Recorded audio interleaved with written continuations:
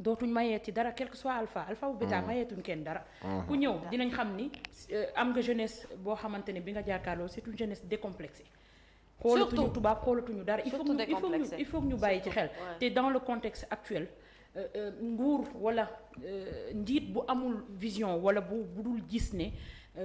occidentaux yi li ñu bëgg rek mooy affaiblir l'Afrique. te boo moytuwul ñu delloo ñu ci esclavage. ñu ngi ci ban weer ñu ngi ci ban weer. septembre. oui. il y a 2 mois. Ndiaye Gossas na bu koor ak Mamy Samb il y a 2 mois. yéen a ngi doon dégg émigration clandestine bi ñu naan la 300. waaw si ca mili la 200 dee ci. ak léegi est-ce que nii. mais weer bi ñu génn mooy ban. août ak septembre est-ce que dégg ngeen loolu Europe du ngeen ko dégg. ndax lan. waaw kay yàlla na nga gudd fan yàlla na ngeen gudd fan. pare ma sërxal ci sama kàddu. yàlla na ñëpp gudd fan. est-ce que xam ngeen lu tax déggu leen ko. nabu ko Mamy Samb nabu ko. ayca loolu lañ bëgg a xam. gis nga benn moment. mu nga doon wax daggal fii ci suñu réew. ñun dañoo war a taxaw xool ñii di leen daggal ñoom xam nga lu tax. parce que Mamy Samb fi mu ne nii Espagne ak ña ca des dañoo ubbi seen ay frontières ndax dañoo am problème mu main d'œuvre. moo tax déggatoo deegu nga bari gi ci géej gi. gis nga bu ñu utiliser ñenn ñi bàyyi ñu dugg ba régler seen problème main d'œuvre ñu bàyyiwaat ña ci des ñu dee ci géej gi. waaw léegi ñun mën nañu nekkee loolu bëgg ne dañoo bëgg lijjanti suñu bopp non tubaab taxawaat fële nañu non du ngeen lijjanti seen bopp. ñu la ñàkk fayda la yolos yi la toppee la al toppee la dunguru la nagamee na sa la ca deset kii uy laa wax uy la ma wax uy la ma wax laa wax kan moo la ñàkkee noonu fayda nañu waxante dëgg te yàlla tax yow ba da ngay boo ma soxlaa ubbi say bunt boo paree tëj ko may faatu ci géej gi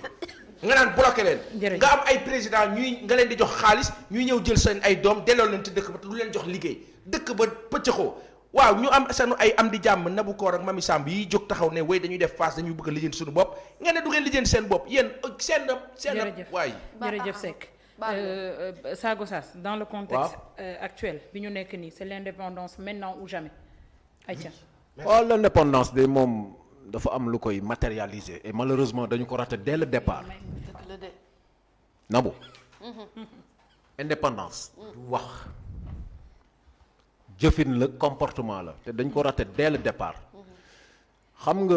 ñi ngi wax France gis nga les états là dañoo am fulla parce que dañoo gis lu ñu soxla feneen ña fa ne amuñu fullay téye ko ñu dem nangu ko seen loxo téye ko. dëgg la ak ay dëgg. loolooy dëgg amul leneen amul ci jarul sonn c'est très facile à comprendre xam nga yow bu fekkente ne réew moo tax sànq ma ne la fekk ñi ngi nekk suñu micro état yi. duñ ci génn da ngay sàggan ba beneen réew ñëw téye li ëpp solo ci sa économie mu téye ko mais xaalis monnaie bokk na ci élément yi nit di moomee boppam. oui. comment est-ce qu'on a naka lañ mën a naïve à ce point ba tey France yoreel ñu lépp loo xamante ne moom moo aju ci suñu xaalis bi ñuy utiliser nii xaalisu France la nu mu tudd. français CFA xam nga mooy la. CFA lu muy tekki du suñu xaalis. monnaie des colonies françaises d'Afrique. du suñu xaalisu France la d'ailleurs foofu sax lañ koy imprimer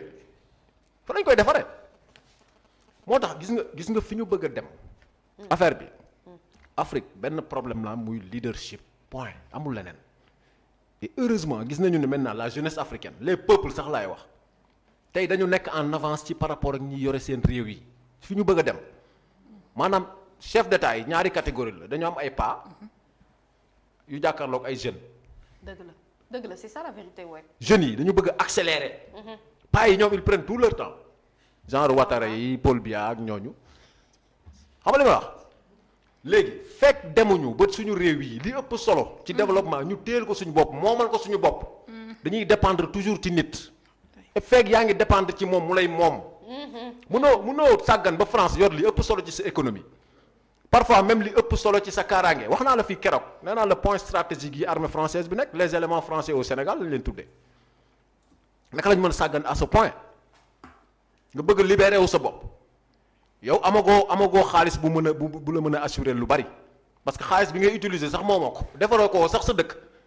dëkku jàmbur lañ koy defaree indi ko li ëpp solo ci sa économie moo ko yor information ak communication ak doole bi mu am ci àdduna nga sàggan ba France yoreel la ko yor ci lu ci ëpp solo yi wax xoolal Orange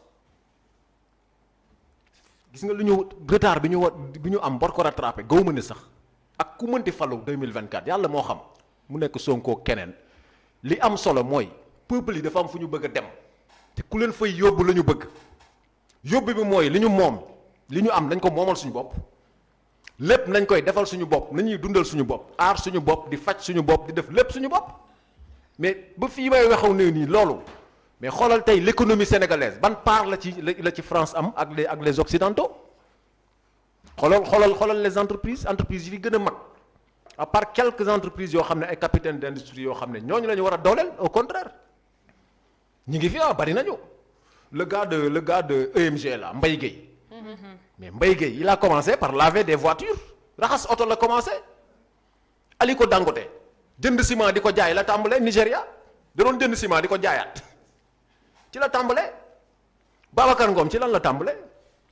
ak borom ne gis nga économie moom bopp dëgg bu ñu koy wax fekk amoo indépendance sur le plan économie amagoo en vérité indépendance bi nga soxla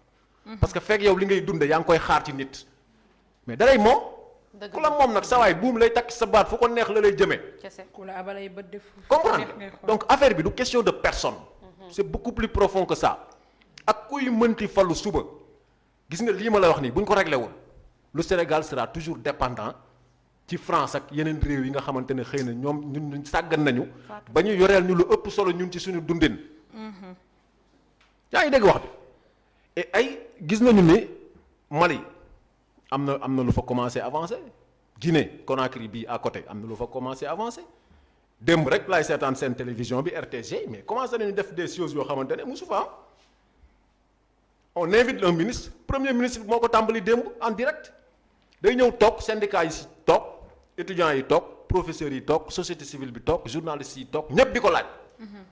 sans filtre sans protocole ñun kañ la ñuy egg foofu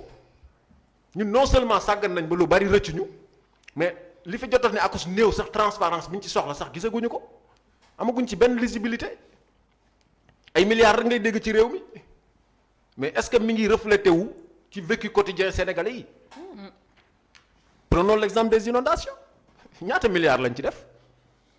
mais ba tey sëñ bi nit ñi ba léegi ñu ngi ci ndox mi donc kooku boo nekku réew maa ngi dox parce que lii am nañ ci saafara mais du la gëm donc affaire bi du question de personne l'Afrique n'a pas besoin d'hommes forts l'Afrique a besoin d'institutions fortes yuy sax nag dàkk nag yuy sax dàkk càgganteef bi njëkk excuse-moi de te couper comment on doit faire pour arriver à des institutions fortes non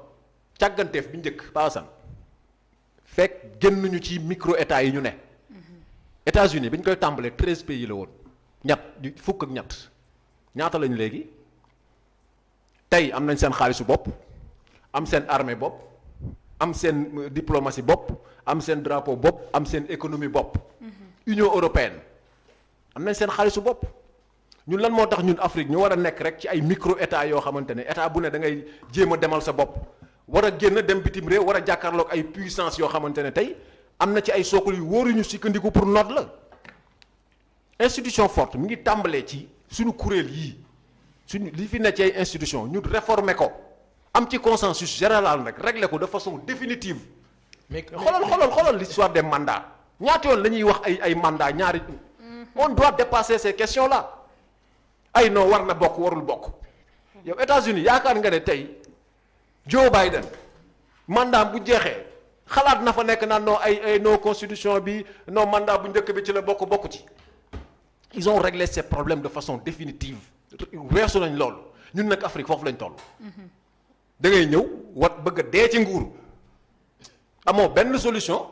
ne lànk ne doo bàyyi nguur gi lànk. mais est-ce que loolu tamit c'est pas parce que amuñu justement les hommes forts qu'il faut pour que ñu changer couper dynamique boobu noonu. xoolal parce que je ne pense pas que changement bi même institution bi lu mu fort tant que amuñu ay leaders yu am fit pour porter le changement. amoon nañu fi Kadhafi. Afrique sàggan nañ ba Chine moo defar seen siège Addis Abeba Chine c'est la Chine qui a construit le siège de l'Union africaine loolu ñu teg ko fan. tegul fenn lu yor. Kadhafi li mu def ci Union africaine wax ma ban président moo ko fi def fu mujjee. fenn wallaay. bu ñu la bëggee faagaagal mais dañ lay faagaagal. c'est ce qui s'est passé avec Kadhafi c'est ce qui s'est passé avec Thomas Sankara kii wax na ko léegi. ta ko faatoon barki démb Ndiaye la bind lettre di jéggalu. homme yooyu fekk demuñu ba dugg ci ay mécanismes yu leen di aar mais li ëpp solo mooy fi ñu war a dem bu ñu ko réformé wul ba nga xamante ne tey bu ñu la falee doo fi ne di buur di bummi. loolu la ñu war a régler d'abord dans ce pays. loolu moom priorité la. léegi nag ñun problème yooyu lañ am Afrique da ngay gis ko fallu lànk ne sëñ bi doo fi jóge mel na yow nguur gi da nga koo doon ci sa baay wala ci sa maam. monarchie même bu fekkee am nga bilan bu positif. dafa am ay yoo xam dañ ko war a dépasser pour man li ëpp solo mooy gis nga suñu économie li fi jotal ne ak su néew nañ ko préserver sécuriser ko fexe nag ba li nga xam ne moo ne ci loxol tubaab bi te ñun moomal ko suñu bopp ñun ñu fexe ba téyel ko suñu bopp et être capable de le gérer aussi parce que gis nañ fi nag ay réew yoo xam ne dugal nañ ci seen xaalisu bopp fu ñu mujjee loolu aussi c'est pas des questions yoo xam ne da nga koy wax nii rek ñu appliquer ko non dafa laaj nag gëstoog xam-xam bu yaatu boo xam ne parce que boo ko xasee teg waratoo cee dellu ginnaaw donc foofu la ñu war a dem. man pour man solution bi ci union bi la nekk union africaine. ni ñu amee les États-Unis d'Amérique ñu am les États-Unis d'Afrique. mën na ne c'est possible c'est possible.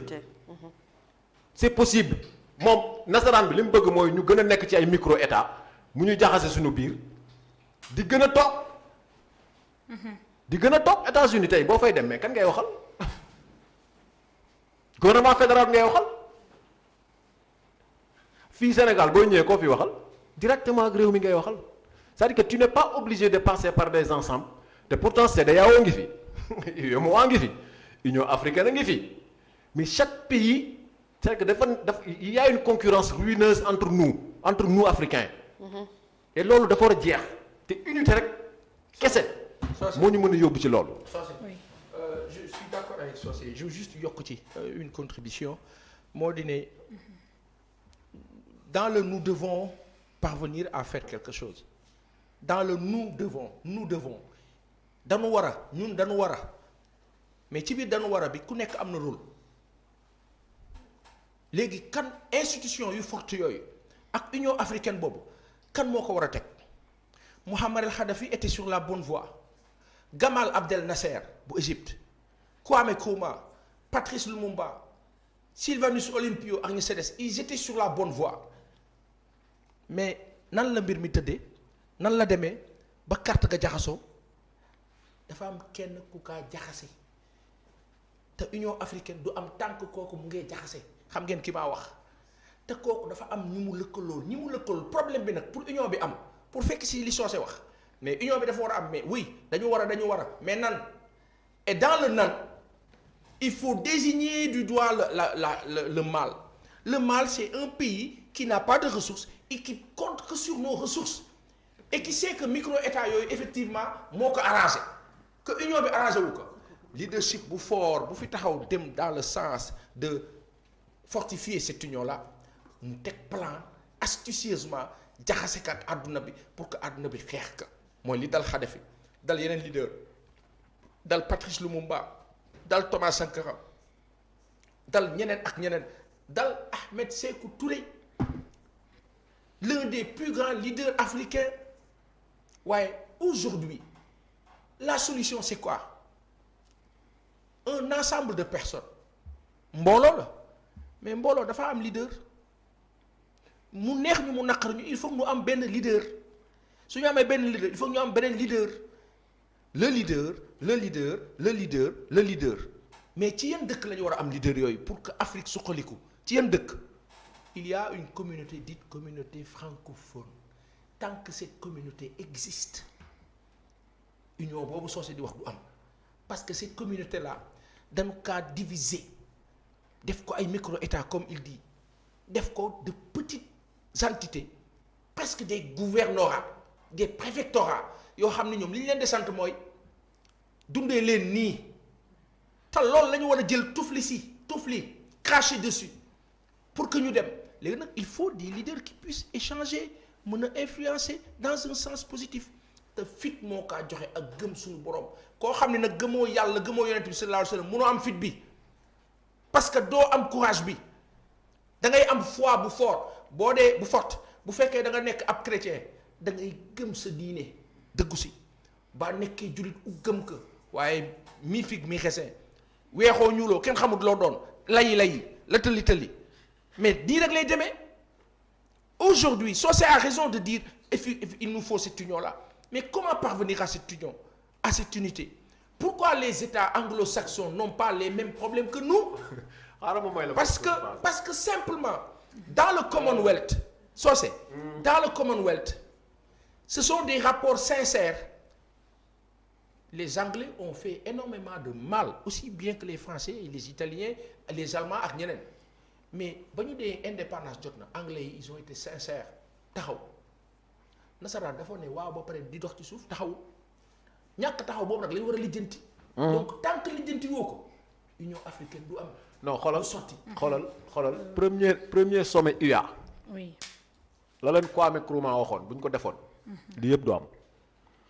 Nabou wax ma ban chef d'état tey moo nangu wàññi say prérogatives pour devenir un simple gouverneur. benn amul. c'est-à-dire que yow privilège yi nga yaakaar ne moom lañ lay xañ en vérité xañuñu la ko mais union waxuñu ñu boole lépp États-Unis lan lañ bokk benn drapeau la ñu am benn président benn armée benn xaalis benn diplomatie jeex na li ci ne chaque état est indépendant mais tey neel Macky Sall léegi à partir de désormais nekkatoo le président de la République du Sénégal mais tu es le gouverneur du Sénégal wala le sénateur du Sénégal moom day jàpp ne da nga ko dévaloriser alors que il faut que mu accepter loolu pour que union bi mën a am États-Unis doo fa dégg ñaari président de la République benn képp et pourtant réew mu ne am na ko koy diriger am na ko fa nekk fekk demuñu ba c'est que ñun ñoo africain moo bëgg nguur ba. wallaay dëgg la loolu boo nee ko fellal as lëf ci say prérogative rek boo xafee sax mu dugal la ci kaso bi. kuy toog ba say mandat jeex dañ la mayoon jeex. yow segam yow sa mandat jeex boo xamante ne yow moomoo nga lànk ne doo dem. kooku nee ko léegi nekkatoo président de la République du Sénégal. nekkatoo président de la République du Mali. léegi vous êtes des sénateurs pour l'union léegi benn président la Afrique di am c'est les États-Unis d'Afrique defal sondage nga xool ku ci d'accord ak ku ci dul d'accord